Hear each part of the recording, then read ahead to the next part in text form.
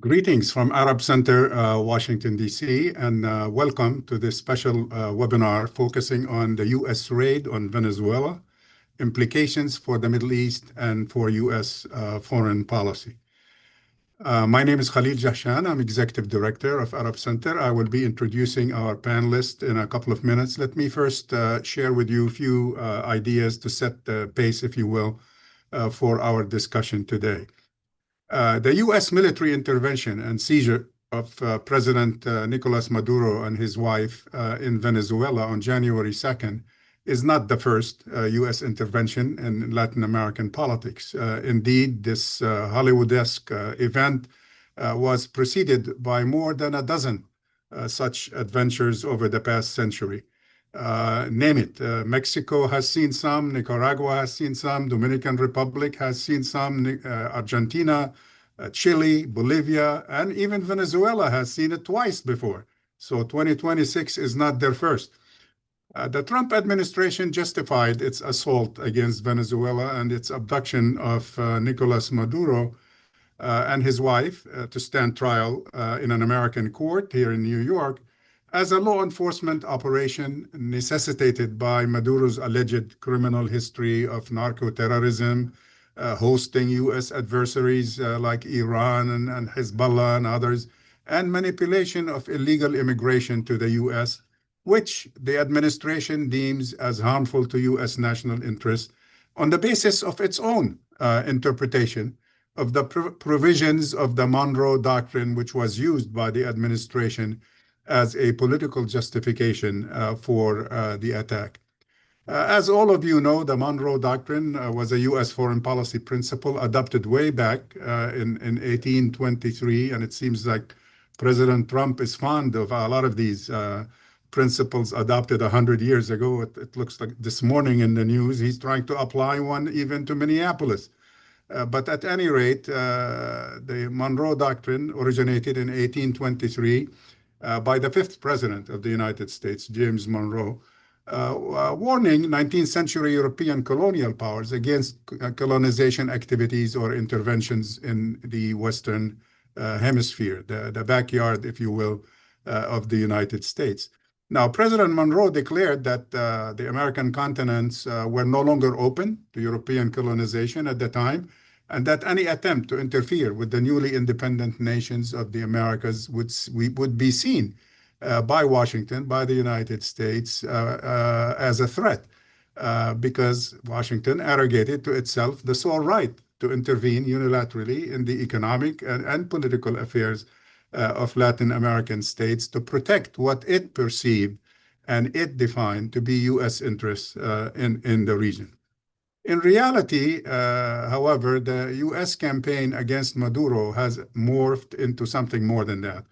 It morphed into an insolent and reckless effort at regime change. Call it what you may, that's exactly what it is, by openly violating Venezuela's sovereignty and gaining control of the country's vast oil reserves, estimated to exceed $300 billion, as a lot of you know, which is the largest in the world. By the way, a sixth tanker was just seized this morning as we speak.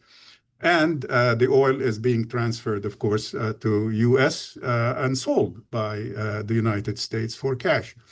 Now, regardless of Maduro's political credibility or Trump's justification for kidnapping a sitting president under the core principles of this newly revived, reinterpreted, and renamed Monroe Doctrine, as a lot of people in the media are referring to it, the U.S. operation raises serious concerns and implications for U.S. foreign policy and for the international order more broadly, and that's what brings us here together this morning.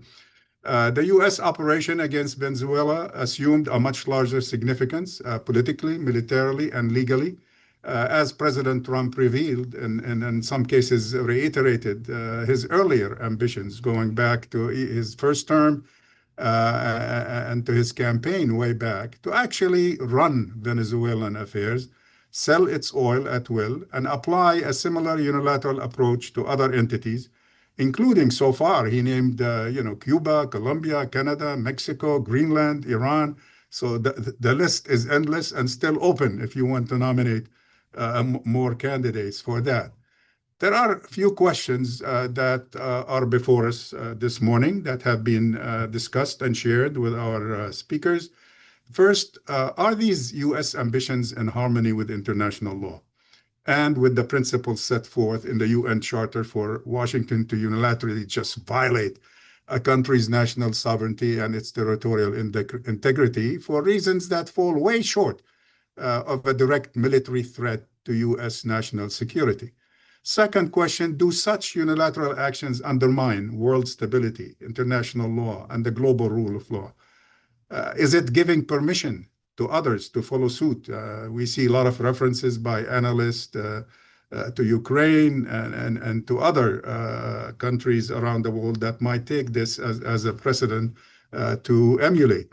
Third, is the US government entitled really to run Venezuela, take control of its oil resources, and dispose of them as it sees fit, including determining the identity of potential buyers?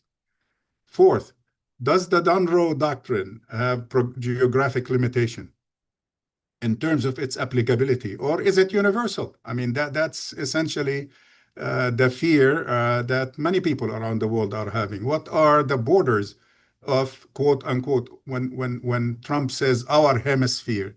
Is President Trump eyeing other nations and territories beyond the Western Hemisphere of the Monroe Doctrine? And for us as a center focused on the Middle East, does the Dunroe Doctrine potentially extend to the MENA region and other OPEC producers? Will we see a wild interpretation in that direction in the future? What is currently happening in Venezuela? The media since the second basically has been covering all the international aspect, the oil aspect, the ambitions of the administration, but very little. We have seen very little as American citizens of what's happening in Venezuela politically and in terms of public change in response to the crisis. How did we get to this point? We have three great discussants this morning with us. You're familiar with all three of them in some way or another. First is going to be Dima Khatib. Dima is a Syrian-born Palestinian Venezuelan journalist. Good combination, Dima.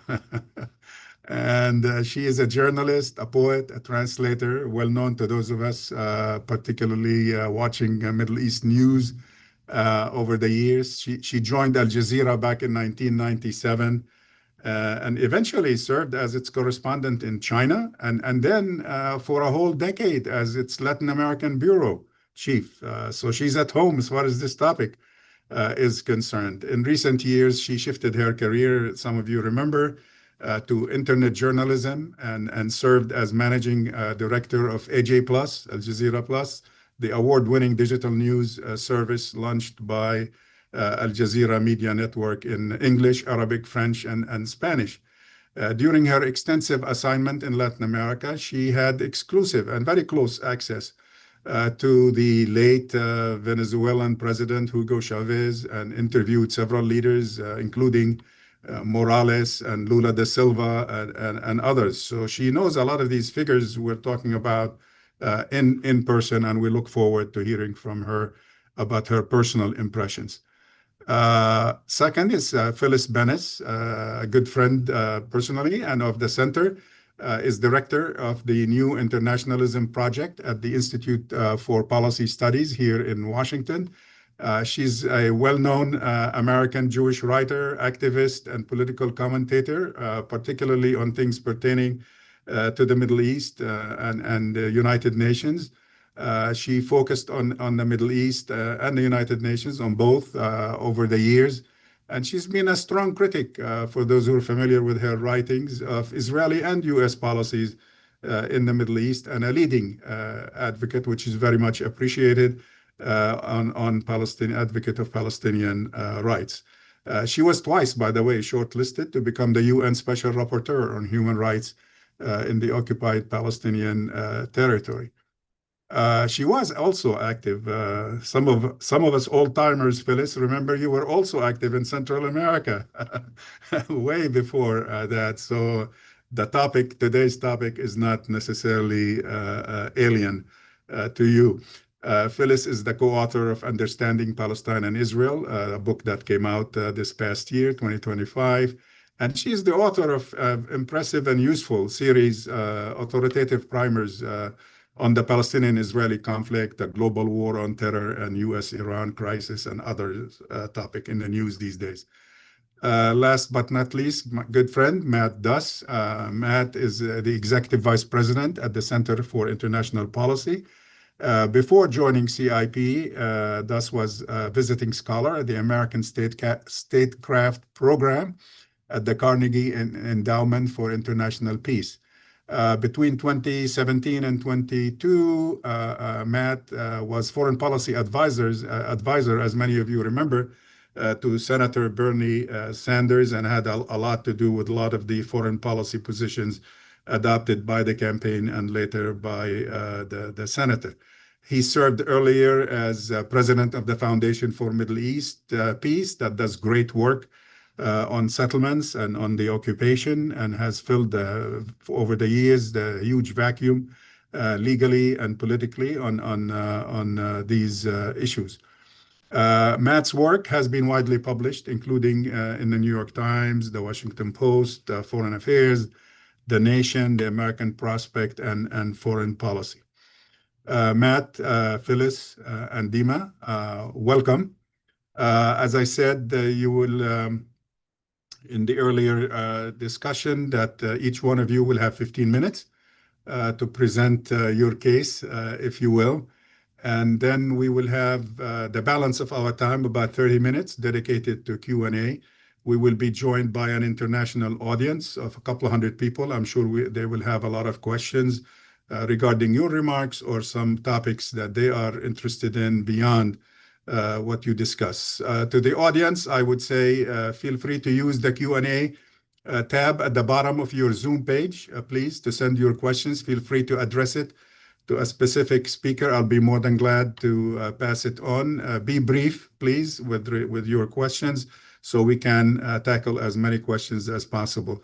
If you do not have access to the Q&A tab or using a different technology to join us today, please send your questions via email at events@arabcenterdc.org. Events@arabcenterdc, one word, .org.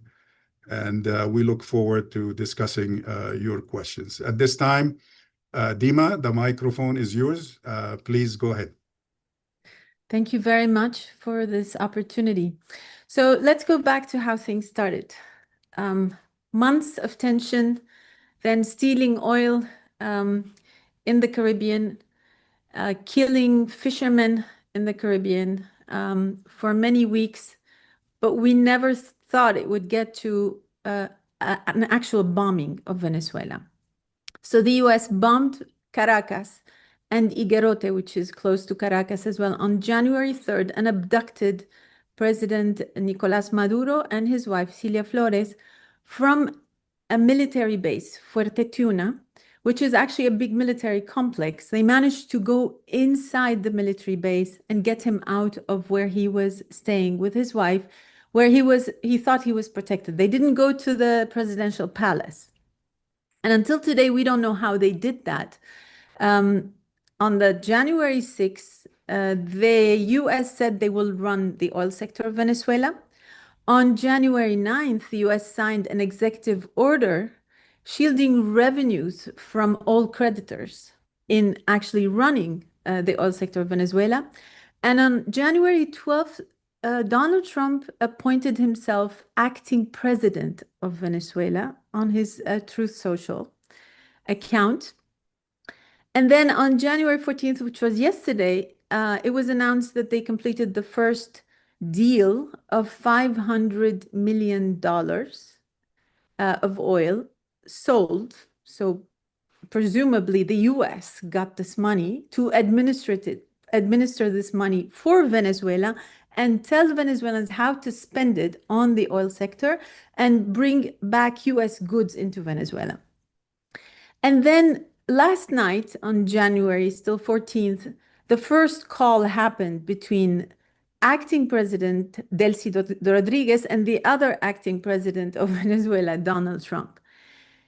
Now, nobody can claim to really know what's happening. We do not understand how the US is actually doing what it's doing in Venezuela. First of all, Trump claims that he's already got 50 million barrels of oil on their way from Venezuela to the US. Now, that's mathematically impossible because Venezuela produces 800,000 barrels a day, 800 and something, up to 880,000 barrels a day.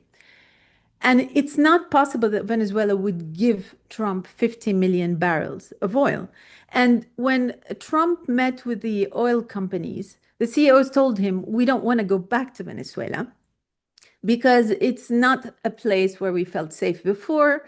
And they explained to him that crude oil in Venezuela is very heavy and it doesn't make sense to invest unless the price is at $80 a barrel, which is not the case at the moment. So everything is kind of contradictory. Now, what are Venezuelans feeling about this?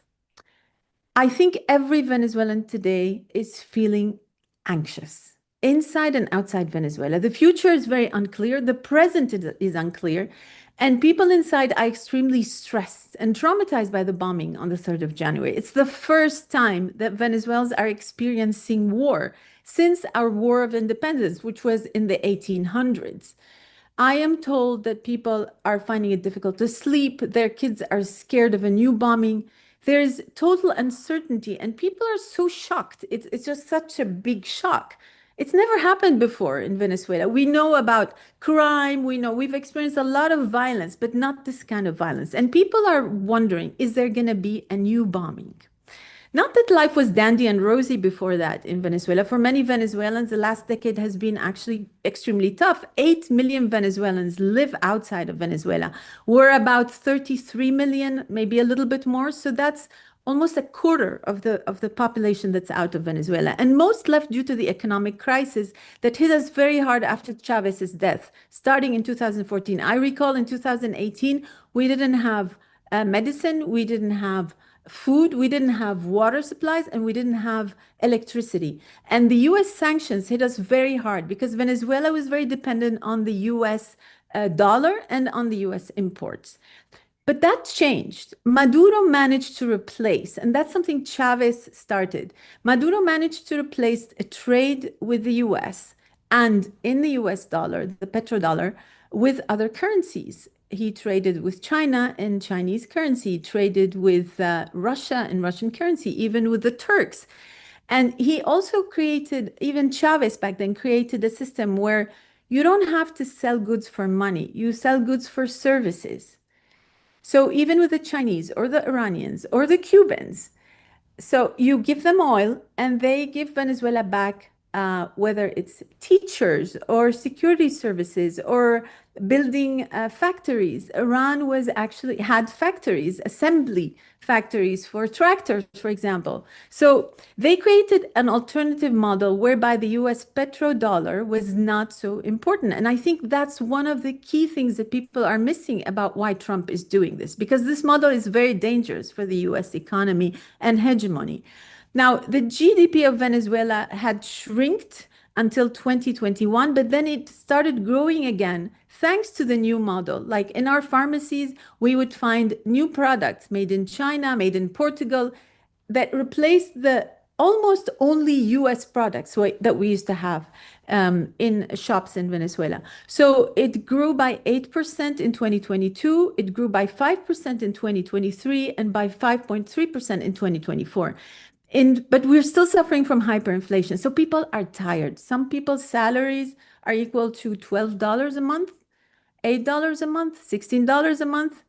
And the dollar fluctuates all the time. So Venezuelans are still suffering. They have changed, as in there's a lot of new businesses. Venezuelans are now more attached to work as a value. They have 3, 4 jobs now. That's very unusual for Venezuelans. In the past, they would focus on having fun on the weekend, not making savings. Now Venezuelans have changed. The idiosyncrasia, as we say it, like the mentality, the mindset of Venezuelans has changed after this decade of sanctions and suffering.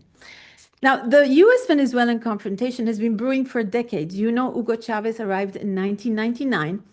And when he took office, the power dynamics in Latin America shifted because then the red tide started taking over all of Latin America. I was there when Evo Morales reached power in Bolivia as the first indigenous president of Bolivia in modern times. I was there when Ecuador turned left. I was there when Lula won the elections and won again in Brazil, Uruguay, and then it was just a time where the US did not care about its backyard. And it let the South American, and the Latin Americans in general, kind of do whatever they wanted. The US was focused on something else. And it seems like now we are back, we're going back to the pre-arrival of Chavez in 1999. Remember, before 1999, it was only Cuba that was anti-imperialist, that was socialist, that was leftist. And Chavez used Cuban help to achieve what he achieved in Venezuela, and later on supported all the other leftists. So it looks like we're going back to the pre-1999, when the US actually cares to control the politics and the resources of Latin America. Now, let me tell you the question that I get the most from people. Why is Maria Corina Machado not being made the new leader of Venezuela? And that's a very good question, because everybody thought this is the voice and the face of Venezuelan opposition, at least in the West, at least in the media. And she was granted the Peace Nobel Prize, although she supports the genocide in Gaza, by the way, and she's a friend of Netanyahu, and her party signed a cooperation deal with the Likud a long time ago. So I don't know how she was given this Peace Prize. But anyway, this aside, she sold herself to the West as the alternative to Maduro. And then when Trump kidnaps Maduro, abducts Maduro, he doesn't think she is fit enough for presidency. And that's because he's right about that. She cannot control the country. She cannot make it stable enough for him to control the resources in Venezuela. It's not that she doesn't have people who support her. I believe she does have people who support her, but she doesn't have the key to controlling the country, the army, the police, to ensure that Trump has immediate access to the resources he wants. And actually, he doesn't just want oil. He's also after rare minerals that are in the Estado Bolivar, which is the southern western part of Venezuela. And those rare minerals, right now, China has access to them.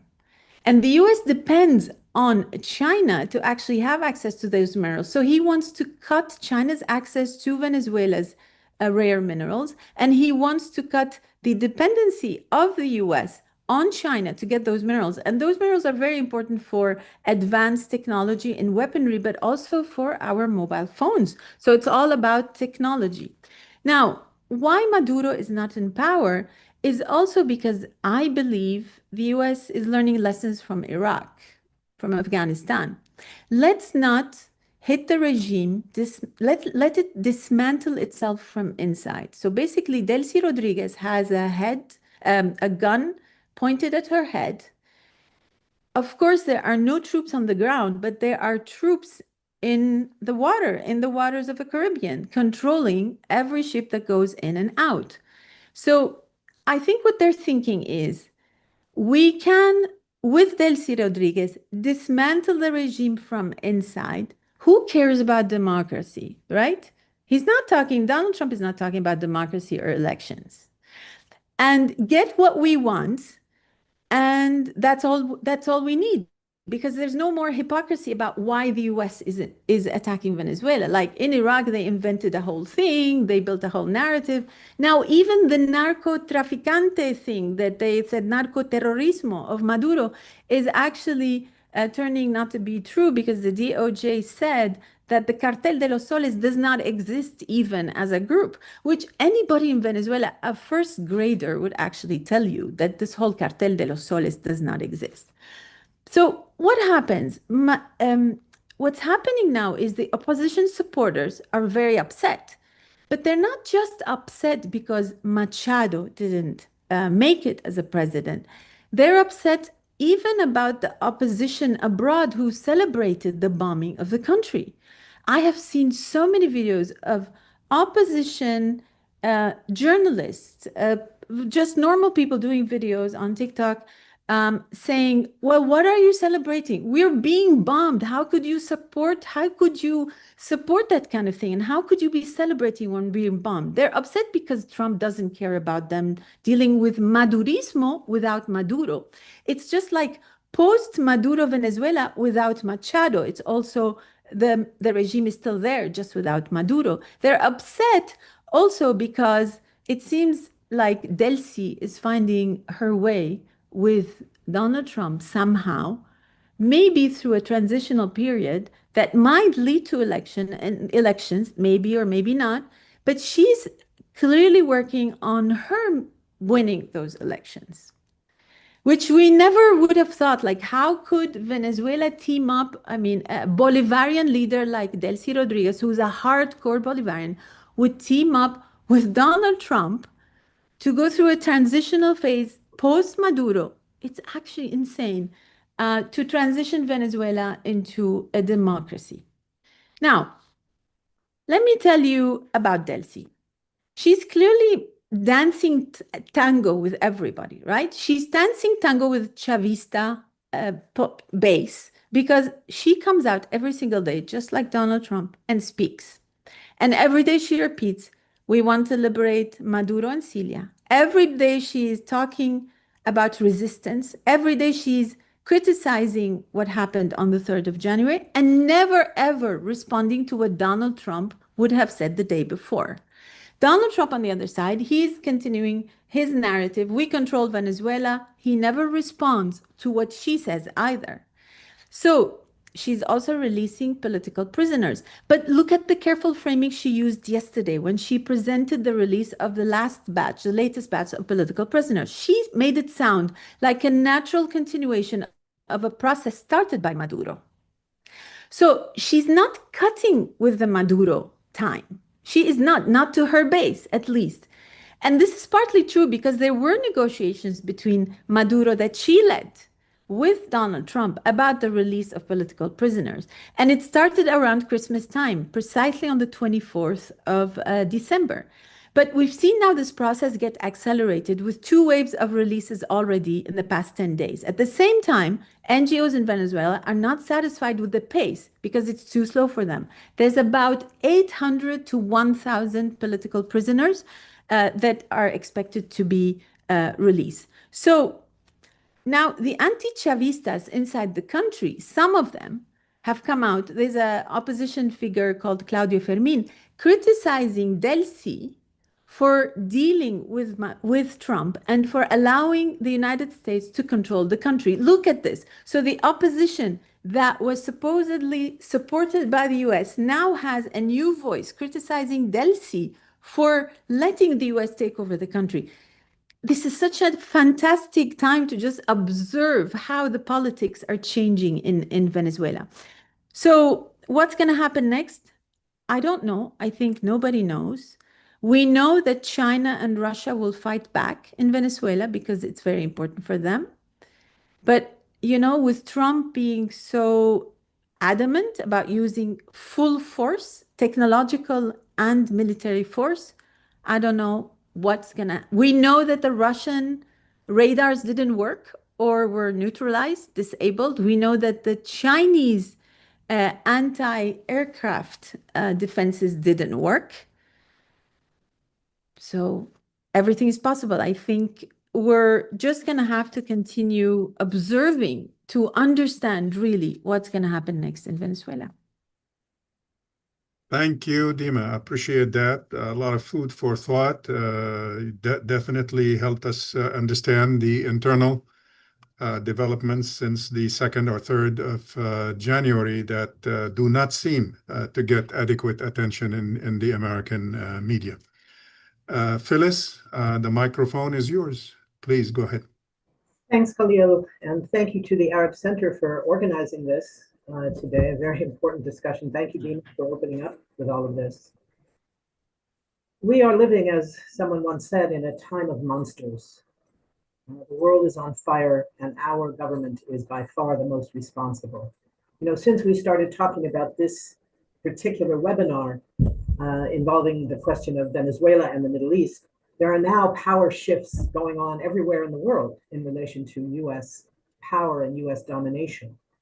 I want to speak to a couple of those international issues. I was asked first to talk about sort of the reasons, the many reasons why the Trump administration went to war against Venezuela, because the actions of January 3rd were an act of war, not a law enforcement action, as they are claiming.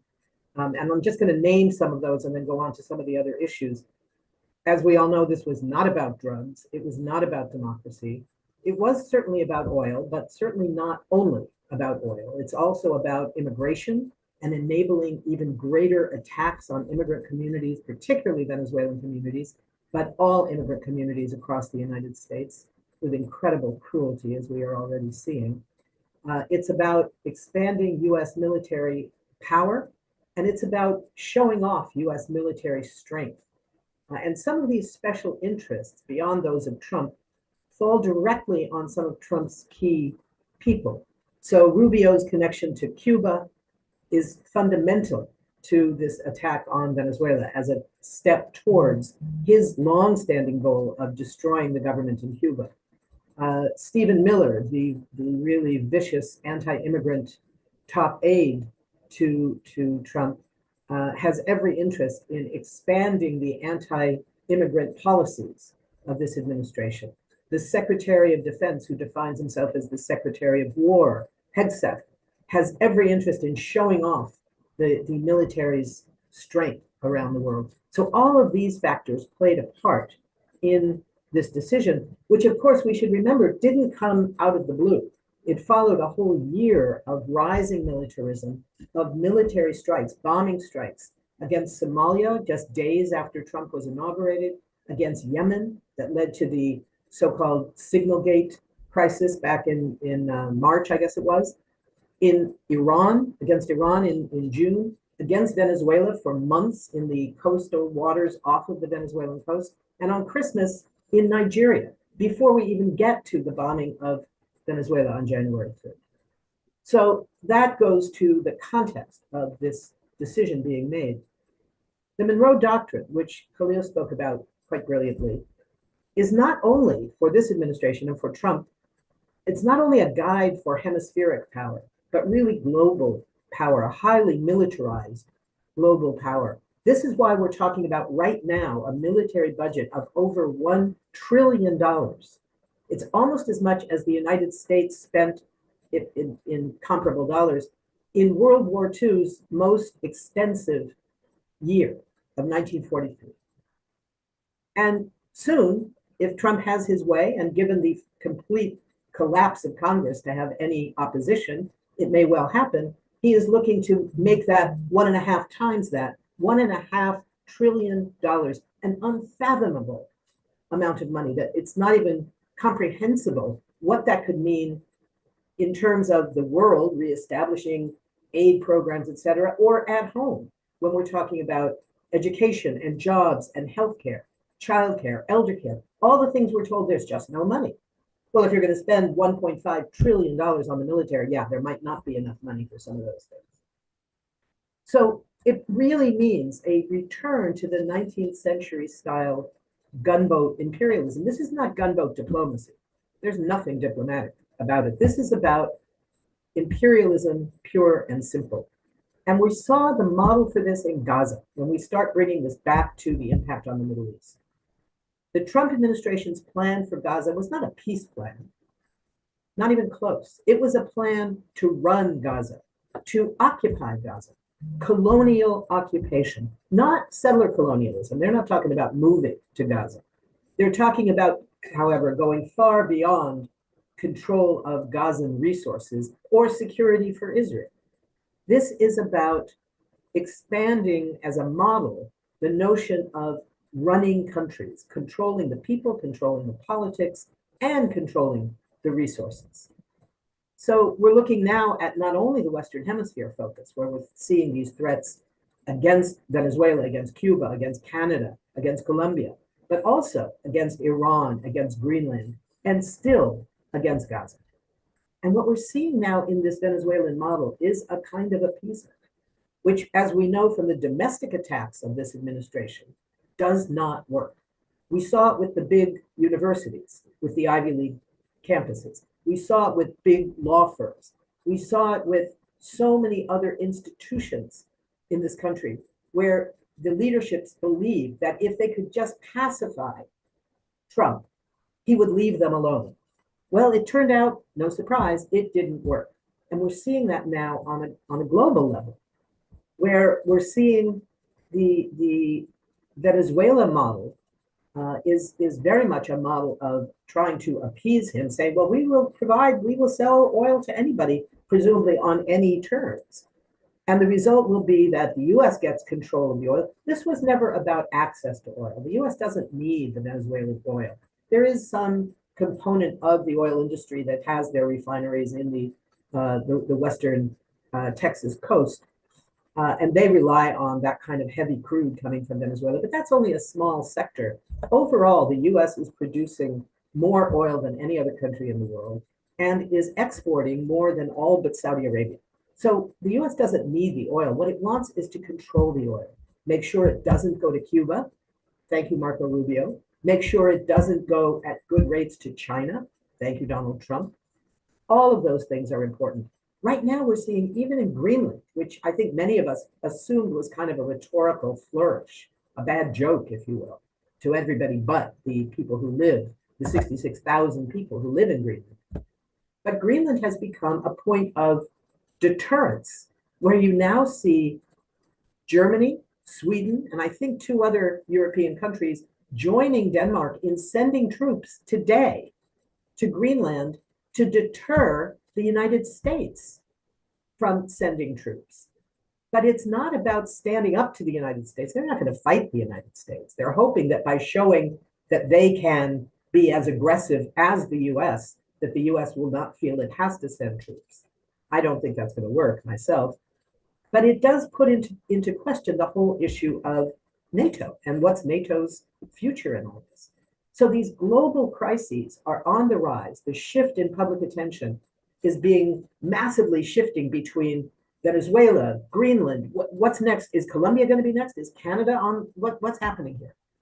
One effect of that is that there's a lot less attention being paid to Gaza, where the clearest example of the Israeli model of full militarization of occupation, militarized apartheid leading to genocide, means that the US is continuing to enable that genocide and provide full support for the Israeli regime without any real accountability. The ICJ's role is still underway, it's still a possibility, but we're going to need civil society globally to act as enforcers of international law. We're not going to be able to rely on the UN itself, certainly not the Security Council, but not on the General Assembly or even the ICJ itself.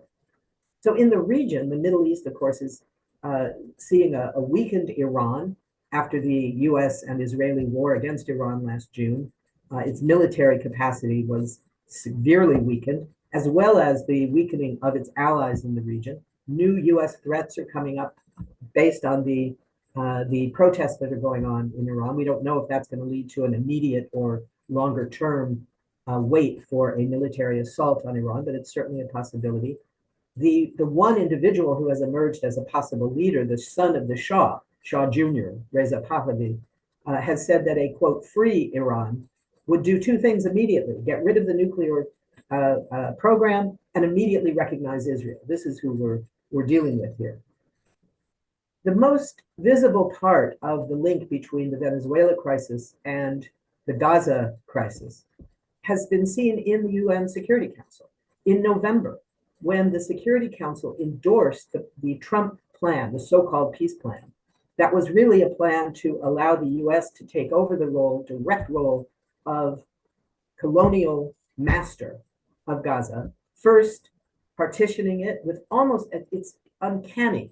The partition of the land of Gaza is 47% on the Gazan side, 53% on the Israeli side, almost the exact percentage divide of the partition of Palestine in Resolution 181.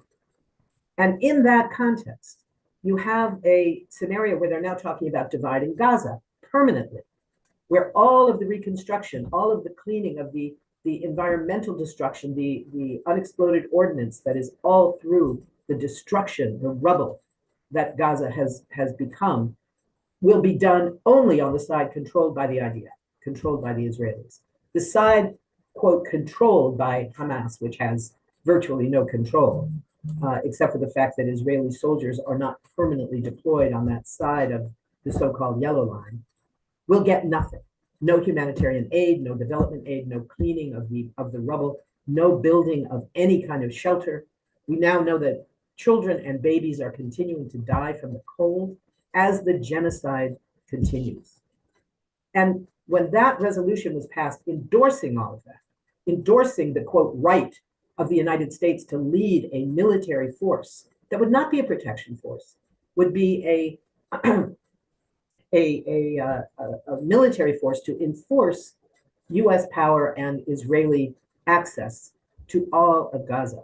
It crushed any understanding of international law. And when that vote was 13-2, 13 in favor, Russia and China only abstaining, refusing to use their veto, what it said was that the Security Council is now giving the US UN legality, US right to carry out internationally sanctioned military attacks on Gaza without even referencing Chapter 7, which is the only way that legally the Security Council can make such a move. 6 weeks later, when Venezuela is attacked by the United States in a full imperialist move, we hear not a word from the Security Council. They all talk, they have great condemnation, etc. No press statement, no presidential statement, no resolution, certainly nothing. The UN has nothing to say about it. So it is undermining the credibility and influence even more of the United Nations itself. International law is being undermined. They're not even talking about international law. They like to use this language, the law-based order, as if that meant something. That doesn't exist. There is no such thing as the law-based order other than what the United States at any given moment says that it is.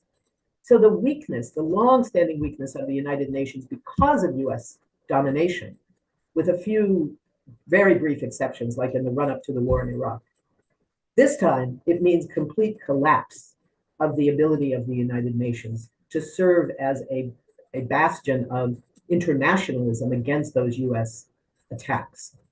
Now, we're now seeing the UN embracing the denial of Palestinians' right of self-determination. There is no effort to stop the genocide and no accountability.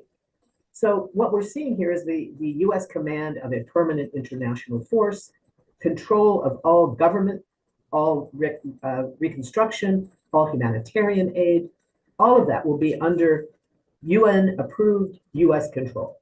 And it is still a genocide.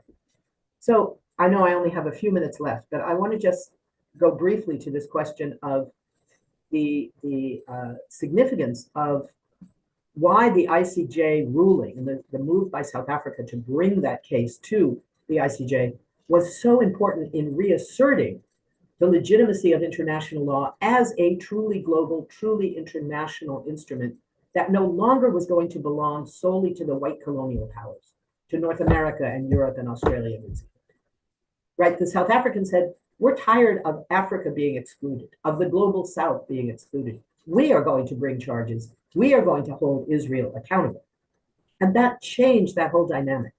And the process of going from the International Court and its preliminary rulings back to the General Assembly, which passed an extraordinary resolution calling for enforcement of the ICJ's ruling and of its separate advisory opinion on the illegality of Israel's entire colonial project of occupation and apartheid. the illegality of all of it, for the first time, there was a real finding by the General Assembly that that entire thing is illegal. And they outlined everything the US must do in terms of sanctions, all these other things. Right now, that's not even being considered. The international crisis, spearheaded by the crisis in Venezuela, has taken that off the global agenda. And the impact on Palestine, which the International Court of Justice said had the right of self-determination in such a powerful way that the rules of the Oslo Agreement, which basically said the occupied population must negotiate with its occupier if it wants to end the occupation. The occupier has veto power. That was not legal. That Oslo did not apply, could not be used, and was not the basis for any international agreement, that only international law could apply. That made many things possible, but now the problem is that of enforcement. So I want to end with just this sense of what is necessary for us as movements, as supporters of Palestinian rights, in the US especially, because it's our government that is the most important preventer of the Palestinians' longstanding fight for their self-determination being successful. And that is, we must now be the enforcers of international law. People, movements around the world. And we have a model for this. We know that it works. In the 1980s, when there was such a powerful global movement against apartheid in South Africa, we saw a model where different countries at different moments under pressure at home would bring to the Security Council an effort to impose sanctions on apartheid South Africa, to isolate South Africa, to stop trading, an arms embargo, all those different things. And the Security Council would immediately see a veto by the United States over and over and over again. It would then go to the General Assembly that would pass resolutions with enormous majorities calling for exactly those kinds of sanctions, those kinds of methods of isolating the apartheid regime in Pretoria. And the US position was, we don't care. South Africa's position was, we don't care, because the General Assembly didn't have the right of enforcement. So what happened? It wasn't abandoned. People in the people's movements all over the world in the anti-apartheid movement took those lists of requirements that the General Assembly had passed, trade sanctions, banking sanctions, arms embargoes, all those things, took them to their own capitals and said, we need you to implement this because we don't want to be outliers. We don't want to be rogue states anymore. We want to do what international law requires. And eventually, enough of them, over and over and over again, passed those resolutions, put enough pressure on the US, forcing an end to US support for apartheid in that moment. And the US finally imposed sanctions, set the terms under which South Africans were able to win their own liberation from apartheid. We have to do that again, with the challenge, with the understanding that we are facing an optimistic calendar for doing that, but a pessimism of the clock, because we don't have the time. People are dying today in Palestine, in the West Bank and in Gaza especially, are dying under a genocide that the US continues to make possible. We don't have the time to wait. So we have to rebuild a movement that is focused simultaneously on the immediacy of ending a genocide, a real ceasefire, which we don't have, humanitarian aid at a massive scale that we don't have, the rebuilding of Gaza, which hasn't even begun to be imagined right now. And we need to move towards the medium and longer term goals of linking that movement with the movement against the rise of fascism and authoritarianism here at home and around the world. What we're seeing in Venezuela today, what we may see in Greenland tomorrow, what we're seeing in so many countries right now that are being threatened. That is our obligation. As people in this country, we are the children of empire, and we have an enormous obligation to the rest of the world as a result of that. Thank you. Thank you, Phyllis. I appreciate your emphasis on this sense of urgency that is needed, particularly when you see the fake announcement yesterday of the second phase of the Trump plan and the response that Mr. Netanyahu gave that by describing that as, it's just symbolic for him, but genocide is continuing. And So that sense of urgency seems to be missing in the way so many people are acquiescing, so many countries are kind of playing the game with Mr. Trump according to the old rules of the game instead of the new ones. Thank you, Phyllis. Matt, the microphone is yours. Thank you, Halil, and thanks to my colleagues Phyllis and Dima for your really interesting and informative comments. I'll keep mine relatively short so we can get to the Q&A. But just stepping back and looking what Venezuela shows about Donald Trump's foreign policy, his approach to the world, and and what's going on inside his administration. I think we saw, echoes of this even before Venezuela. Donald Trump has a very zero-sum approach to policy in general, whether he's talking about a Manhattan real estate deal or whether he's talking about an approach to global affairs. It is basically I win and you lose. The whole ideal of multilateralism, which at least is based in a sense of positive sum engagement, the idea that different countries can kind of pool their interests or at least engage together, and even if they don't get everything they want, the whole will be greater than the sum of its parts, and that there will be a kind of a set of interests that will be advanced that will make everything better for anyone. That's the pretense anyway. Of course, it doesn't always work out like that in reality, but Donald Trump has no use for that entire concept. I think what we've seen in the way his foreign policy has been carried out, and especially in the national security strategy that was published at the beginning of December, is that we are essentially back in an era of I won't even call it great power competition. Others have used the term great power collusion. I think there's a little bit of both. But I think the clearest way to describe this is that Donald Trump just sees the global affairs as a protection racket. And the United States is the biggest mob around. There are other mafias, but by virtue of their great power, that get a piece of the action, whether it's Russia, whether it's China. But the United States remains the most powerful. And of course, he sees the Western Hemisphere, as the national security strategy said explicitly, as the United States' neighborhood. The United States asserts total freedom to behave as it will in this neighborhood, especially. Not only, of course, by virtue of its power, it asserts the right to act elsewhere. But it will take special care and pay special attention to this region. And I think Venezuela was an example of that. For Trump, I think it's pretty simple. It's about the oil, as Phyllis said, not necessarily about putting the oil online, just controlling it. Because we're watching this weird pageant play out now over the past week, where it's going to take a pretty considerable investment and a lot of time to actually bring Venezuela's oil infrastructure back online. And before you even get to the idea of why would you want more oil going online to lower oil prices, which is something that American oil companies and global oil producers are not so crazy about. But all of this, you have to understand, what does this do? How does this put money in Donald Trump's pocket? How does it put money in the pockets of those close to him, the oligarchs who surround him? We just saw an announcement today that the United States would be using, security contractors, private contractors, to oversee a lot of what was being done in Venezuela, which is to say that despite Donald Trump's claim that there would be no U.S. boots on the ground, there will in fact be U.S. boots on the ground. It's just that American taxpayers will be paying a lot more for them, and that money will be going directly into the pockets of Trump's allies, like Eric Prince and others who run these essentially mercenary organizations. Um, so what does this mean for the Middle East? I think we already had a taste of this, in the way that Donald Trump has managed U.S. policy toward Gaza early on in his presidency, when he announced, this bizarre and offensive plan to move Gazans out of Gaza and then go in and take it over and then turn it into, a Trump resort or whatever. And that is just that powerful actors get to do what they want, and less powerful actors and communities and peoples just have to suffer it.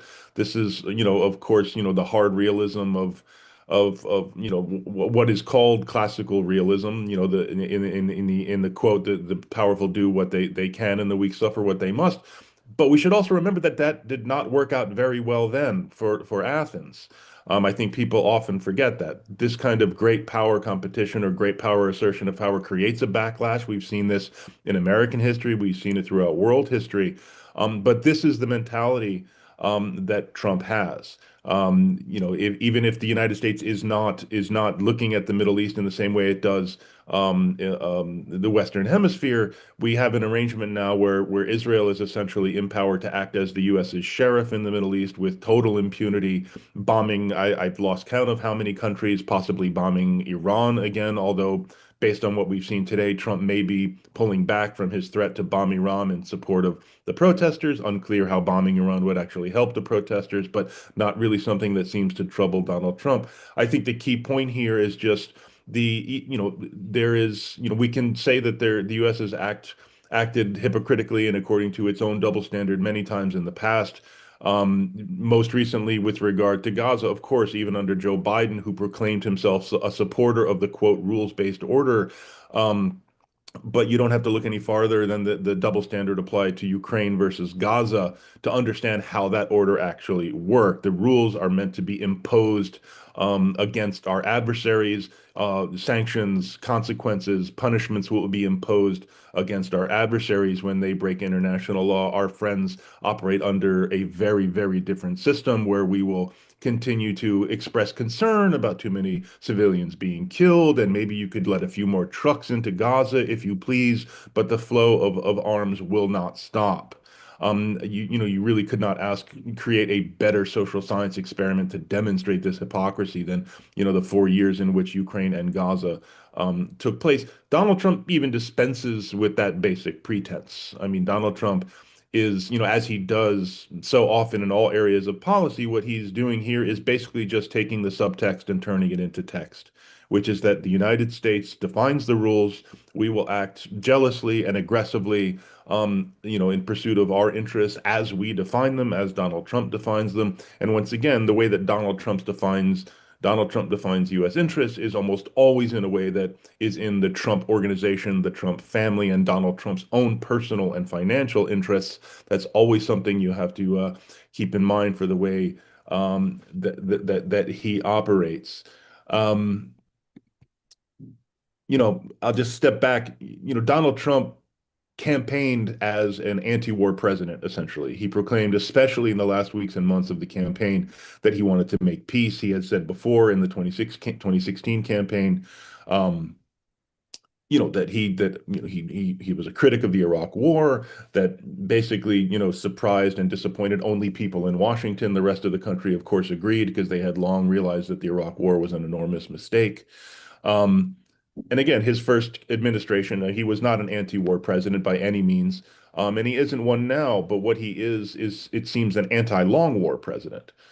He believes that America can make, short, military campaigns, fight very short wars, like we saw in support of the Israeli war against Iran, just a weekend of bombing to bury Iran's nuclear program, or a short, spectacular operation in Venezuela, or any of the other 7 countries that we know of in which this Trump administration has carried out a military intervention. He believes that this is what is needed to achieve America's goals. So we're going to see more of these. It doesn't, I guess we can take some comfort in that he doesn't seem very inclined at all to tee up longer term invasions and occupations, but we shouldn't have any illusions that even these short operations will create a backlash. They will Americans safer or more prosperous. And obviously, they're increasing suffering in communities around the world, including in Venezuela, including in Gaza. I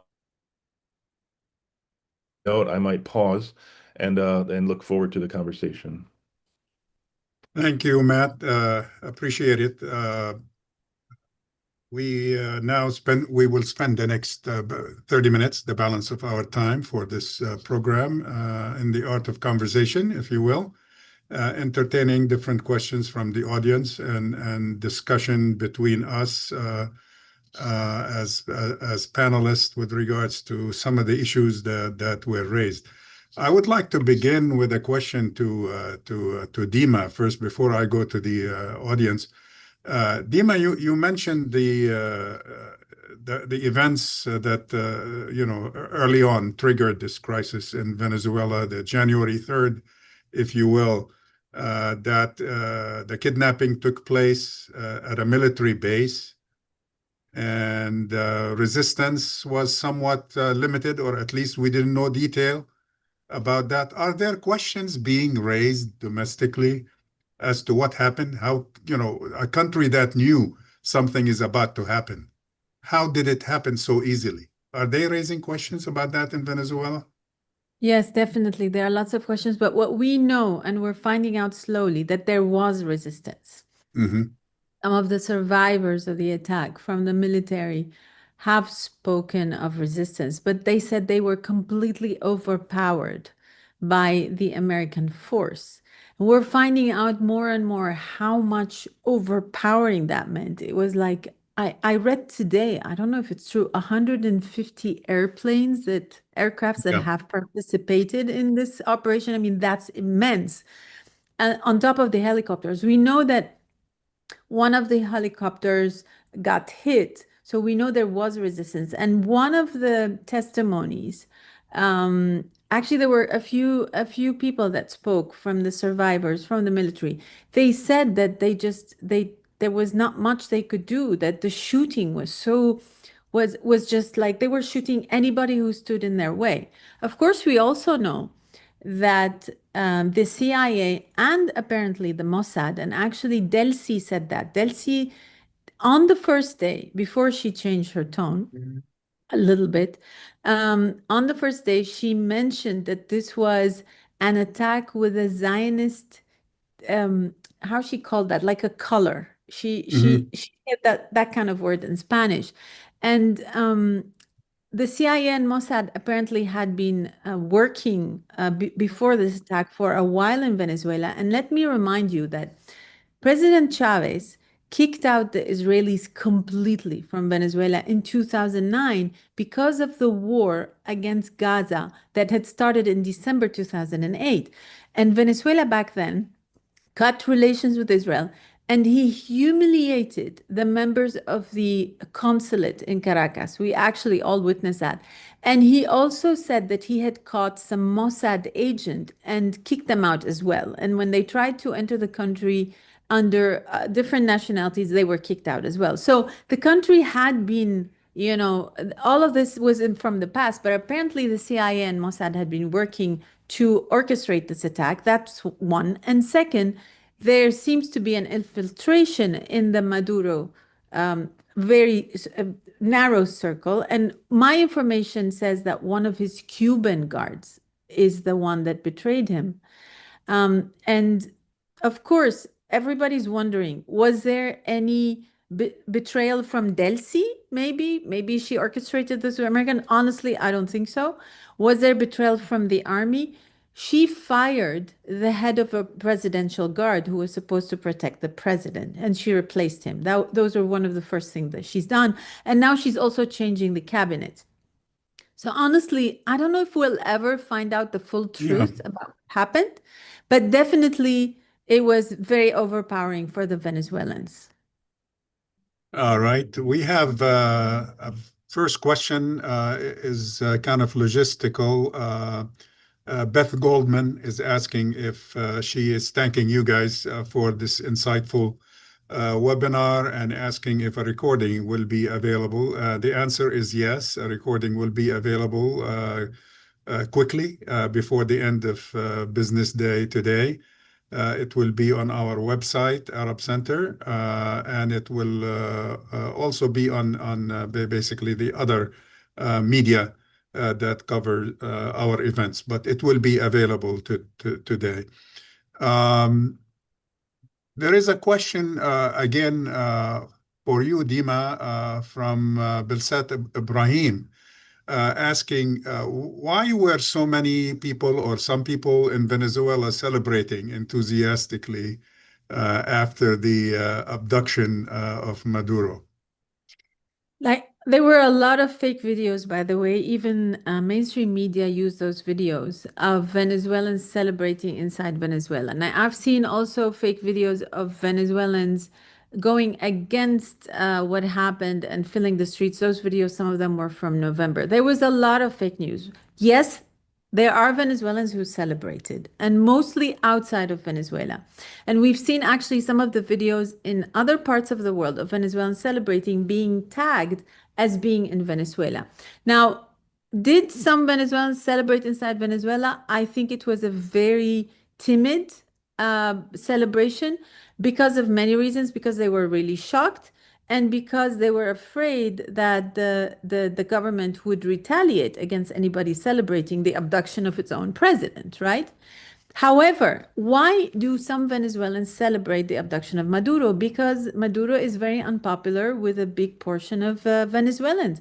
And because even before Maduro's arrival to power, after the death of Chavez in March 2013, Venezuelans were very divided. It's a very polarized society between pro-Chavez and anti-Chavez. And this continues to be the case. There's a big divide between Chavistas and anti-Chavistas. Now, most of the Venezuelans who are against the government or the regime are outside of Venezuela. And as I said, as I mentioned in the beginning, there are some Venezuelans who blame those other Venezuelans for celebrating such a horrible thing that happened. So yes, I know Venezuelans. I even know Venezuelans personally who celebrated, and I had a big discussion with them about how could you celebrate the bombing of the country? That's not something that I can comprehend. But let's remember Iraq. There were Iraqis who celebrated the invasion by the United States and Britain at the time and the coalition of the willing against their own country while people were dying in Iraq. So I don't think this is very, look at Iran, Iranians yesterday. There were so many hosted on media in the US saying that they supported a US bombing of Iran. So this is not very unfamiliar. Follow up, Dima, if you don't mind, you said Yeah. Maduro was not popular. Why? Well, I mean, you know, it's very difficult for me to also say how popular he was because I think the freedom of expression and freedom of the press has eroded in Venezuela in the past years. I would say there was a big difference between the Chavez era and the Maduro era when it comes to freedom of expression and freedom of the press. Under Chavez, I think people felt totally free to express their opinion, and the journalists would even like challenge him. And I think a lot of foreign journalists operated in Venezuela freely. At the time, I was a foreign journalist before I became a Venezuelan citizen. And it's a completely different ball game with Maduro. So I think it's very difficult to actually know how popular he is. I know I was there when the elections happened in July 2024. I know he lost a lot of the Chavista supporters who voted for independence. And this election was contested, obviously, and many countries did not accept Maduro as a legitimate president because they did not recognize the results of that election. But I also know the opposition meddled with the results because I know some people who found their dead father's name on the list of the opposition, on the voters on their website. So Venezuela is, I think we will find this out probably in the next period when things become a little bit more clear as to where Venezuela is going. But he was definitely not as popular as Chavez, and he was definitely not as popular as when he first started. There was a time where he was much less popular, like 2 years ago, when people were suffering much more, but the economy improved. So it's difficult. I don't think anybody can say. There's a poll that was done yesterday that says that Delcy's popularity is going up amongst the Chavistas. So she's probably recuperating what Maduro had lost. And that's to be expected, to be honest. So yeah. All right, Matt, I appreciated your reference to distinguish kind of in terms of Trump's characteristics, whether he is really anti-war across the board or kind of selective in his anti-war sentiments and practices. Am I correct to assume that somehow, Trump acts like the bully in an elementary school? He picks on weaker kind of adversaries, if you will. He kind of selects, if you will, smaller enemies that do not have the capacity to resist. It's easier for him to do that. There is no price to pay. So that kind of illustrates what you were saying about he is against both long wars and expensive wars that he couldn't win in long term. Are I we think that correct I deducing think that? that that's correct. I mean, if you want to know, I mean, he is very much a bully. That is how he operates. And you see how discombobulated he gets when he's confronted with someone who he can't bully. You look at the way he's been frustrated by Vladimir Putin. Um, Clearly he wants to bring the Ukraine-Russia war to an end. He has put, offers on the table that I think would give Putin a very clear victory narrative if Putin's goal were actually smaller as Trump seems to think. I mean, my own view is that Putin's goals remain pretty expansive in terms of curtailing Ukraine's independence, but he's really become frustrated that he really can't push Putin into the agreement that he really wants. The same is true with China. He essentially declared a trade war. There were a whole bunch of tariffs imposed. And then he backed down. Why? Because in Trump's own words, China has cards to play. I mean, that is, if you go back to that notorious Oval Office meeting with Ukrainian President Volodymyr Zelensky, his point was, you have no cards. I mean, which is to say, I can just bully you. What are you going to do about it? I mean, what leverage do you have over me? You have none. I have all the leverage over you. And when people are able to respond to him and say, well, no, we actually do have leverage. I mean, Russia and China were two examples. One other I'll bring up here is Brazil. I would say that Lula is one of those world leaders who have, handled Trump, I think, relatively skillfully, in part because Lula is, lo and behold, a good politician, but also because Brazil does have cards to play. It's a large economy, it's a major player on the global stage. And Lula was able to, I think, very adeptly show those cards to Donald Trump and manage a relationship that did not, wasn't as combative as I very much think it could have been, given how close Trump is to Bolsonaro. Yeah. Phyllis, you have a question from Maria Liodi regarding the apartheid example that you gave. How can the kind of transformative global movement that helped dismantle apartheid in South Africa be replicated today when the US sits at the epicenter of ongoing crises in the Middle East and Latin America? Can global mobilization realistically shift the current trajectory that we face? She's asking. This is a very key question and a very Yes. difficult one. I don't think there's an easy answer. I think the easy answer is we have to try. That's our obligation, to try. What it means realistically, I think, is very difficult. We saw in the first months of the genocide in Gaza, not only the strengthening of the Palestinian rights movement in this country, which was a very committed movement, very strong internally, but very small and did not operate close to power. Very soon it was even stronger, it began to grow, but alongside was another movement that was not quite the same, partly because of the work of the Palestinian rights movement, but mostly because of what people were seeing on their telephones every day, 24/7, what genocide looks like. People in this country had never seen that before. What we saw in Vietnam in 5 minutes of news reporting once a night on the news. It's just not the same. We had never seen this. And people, it turned out, were really strong human beings who looked at that and said, this is not okay. And the fact that our country is bankrolling it, providing the weapons, providing political support, and not only military support, but diplomatic support, making sure there is no accountability, this is not okay. And people poured into the streets. 400,000 people at a demonstration in Washington, D.C. That had never happened on behalf of Palestinian rights. And this was happening all across the country. That movement, the ceasefire movement, if you will, was somewhat separate from the Palestinian rights movement in terms of the clarity. It had one demand: ceasefire now, permanently. But it soon redefined that to say that also means access to unlimited humanitarian aid and an arms embargo. That was the most important thing. Stop sending the weapons. Right now, the polls show 77% of Democrats, 61% of independents, and 30 some odd percent of Republicans even are saying no more arms to Israel. That has never happened. And that's because of that parallel movement that was created largely by the work that prepared the way for it, if you will, by the Palestinian rights movement. And together that has changed the public discourse.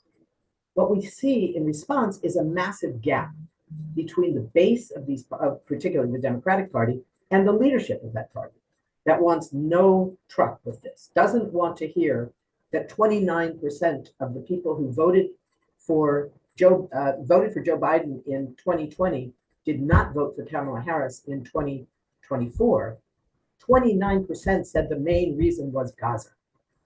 They don't want to hear that.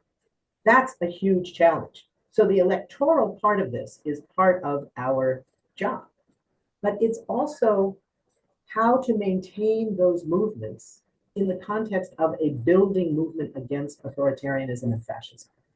That's the real challenge.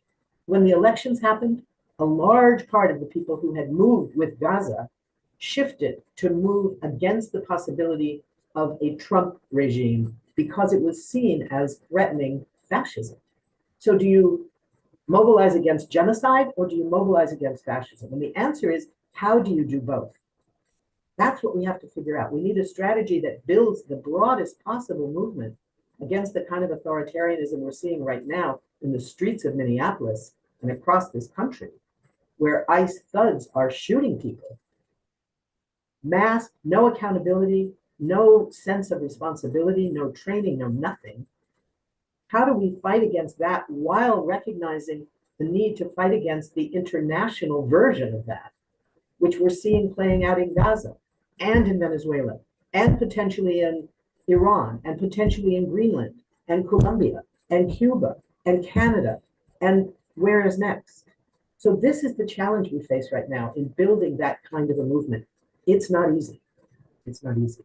But I think what it means, among other things, is every time we go to a protest against the occupation of our city, which we here in DC are still doing because, hello, the National Guard is still occupying our city, or against what ICE is doing in Minneapolis or anywhere else, to also raise the question of Gaza, to also raise US supporting genocide, to also raise the US supporting coup d'etats around the world, what they're trying to do in Venezuela.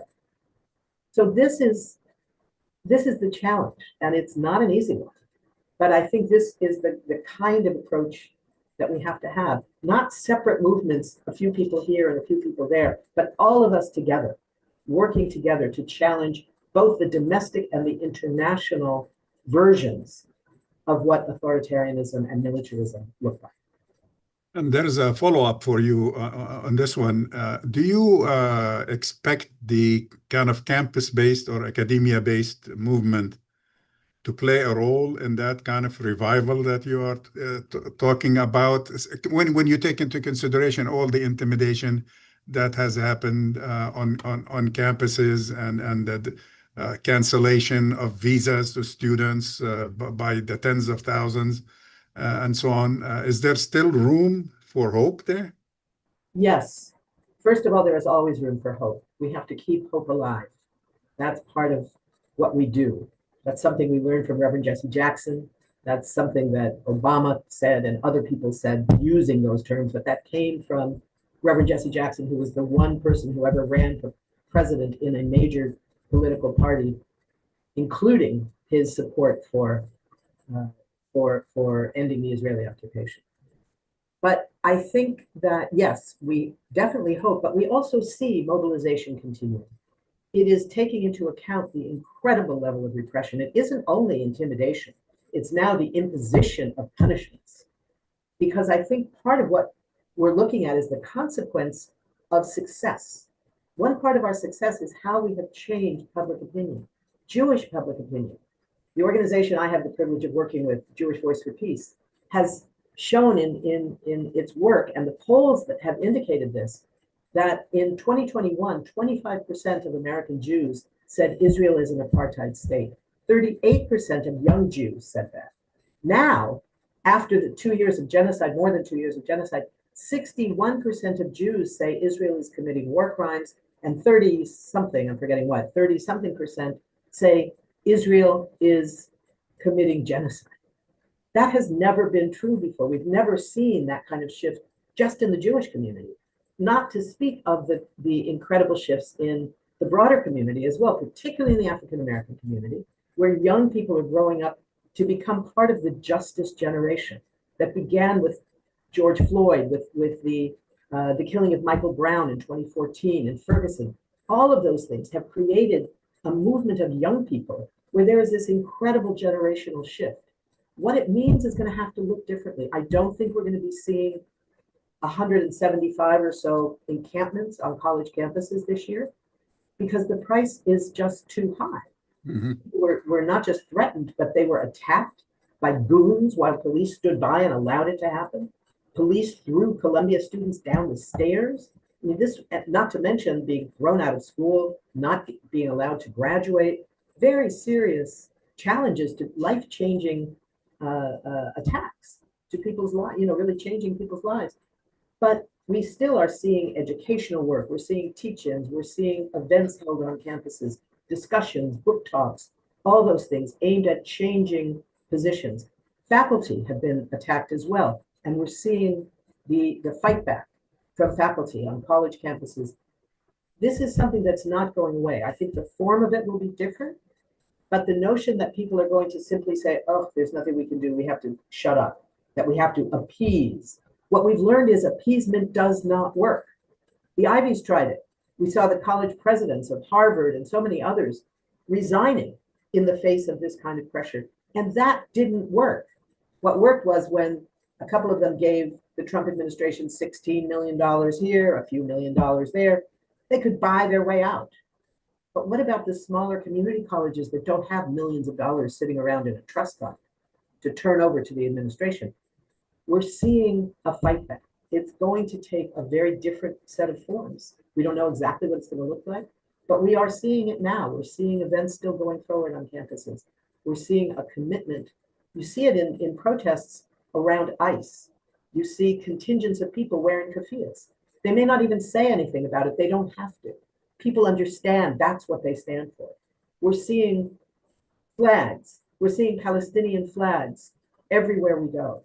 That has changed how people understand. Palestine is no longer an outlier issue, now part of the mainstream. And we just have to be clever tactically to figure out how we build on it. Thank you, Phyllis. Matt, in your remarks, you described the president and the administration of basically showing a tendency or an approach close to the zero-sum kind of mentality to policy making.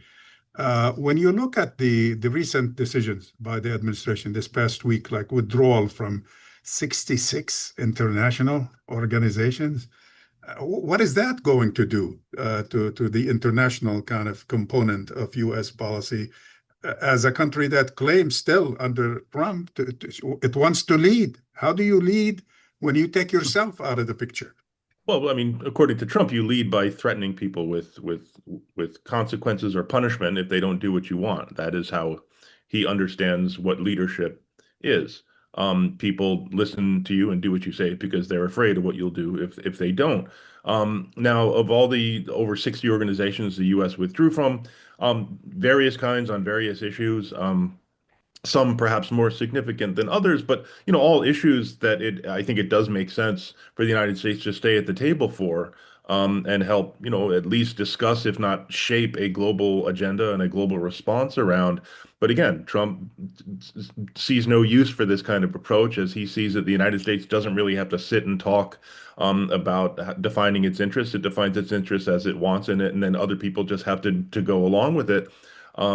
Or face punishment. Now they're justifying it in terms of wastefulness, The amount of money that these organizations, receive from the United States is paltry, especially when one considers how much Donald Trump, the tax cut that he gave to all his wealthy friends, and the crazy amounts he's talking about spending on defense, increasing defense to $1.5 trillion dollars, which is just absolutely insanity. But it is worth understanding. I guess there's a tendency to try to impute some kind of ideology or some kind of plan here, and occasionally there is. But I do think it's worth noting the extent to which kind of diplomacy and kind of multilateralism has become part of a culture war, where it's just seen of like this. These are just kind of the liberal globalist elites. This is, these engagement with these organizations is an anti-American effort, and Secretary of State Marco Rubio used that exact term. These organizations are stages for anti-Americanism, and therefore we shouldn't have to bother with them. I think, some of this is what we saw in the unfortunately very successful effort to destroy USAID, which was just that this is just a wasteful, it's a scam. This is just a place where um, these fancy liberals and globalists go to waste your hard-earned money, even though the amount of money that was being spent on foreign aid and on these organizations in the grand scheme of things was very, very small. Thank you. Thank you, Matt. Dima, a couple of questions regarding Venezuela. Uh, as you know, I guess the president is taking Machado to lunch, I think, as we speak. I hope he takes her to a nice place that serve good food. But at any rate, she supposedly is going to present him with a slightly different model than she thinks he is doing, which I think she's probably hitting back at the fact that he ignored her as a reliable alternative to Maduro. She is going to talk to him about, I guess, her added value to moving Venezuela in the near future to democracy and elections. Is she wasting time? Is he interested in that? I don't know, but he's not meeting her in the Oval Office. They Yeah, said, I told you in the beginning that Delcy Rodriguez, the acting president, spoke to Donald Trump hours, literally, before Machado was making. So Machado has been waiting for this moment for a very long time. right. Last time she was in the Oval Office, she was met by George Bush, and she got his support back then against Chavez. So this is like 20 something years ago. Right. There's a famous picture of her in the Oval Office. And I think she was hoping for the same photo op, sitting there and shaking hands with Donald Trump, and she's not getting that. So that's already a message that is very clear. When Donald Trump decides to speak to Delcy Rodriguez before he receives Machado, I think Machado already has her answer. And plus, she committed a very big tactical error when she went to see the Pope before seeing Donald Trump, because the Pope criticized Donald Trump's action against Venezuela. So she went to see the Pope and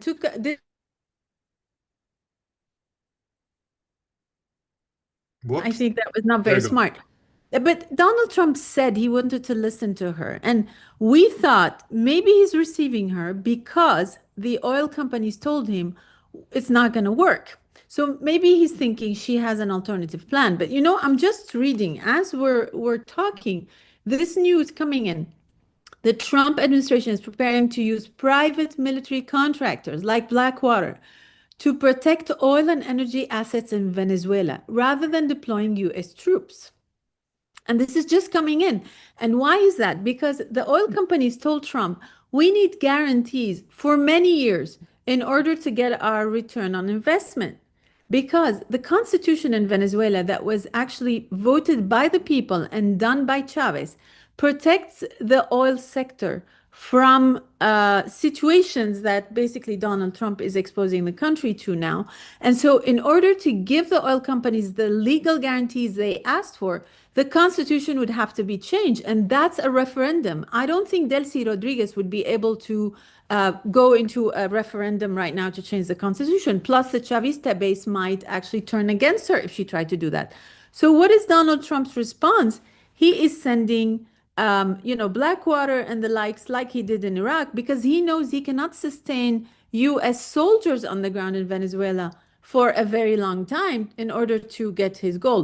But this is very tricky now. What is Delcy going to do? Is she going to tell the military to let these private security companies operate in Venezuela? I mean, this is becoming borderline like acceptance of the Chavista base. I would be very curious to find out what's going to happen next after this announcement. And there's one more thing, actually. What is she going to do when Donald Trump says you have to speak to the Israelis? Because let's remember, Chavez kicked them out. There are no diplomatic relations between Israel and Venezuela since 2009. And the first thing that Machado was going to do was going to move the embassy to Yep. Jerusalem, the Venezuelan embassy to Jerusalem. She made that very clear, didn't she? Yeah. Yes. And to reopen the Israeli embassy in Caracas, which is completely closed.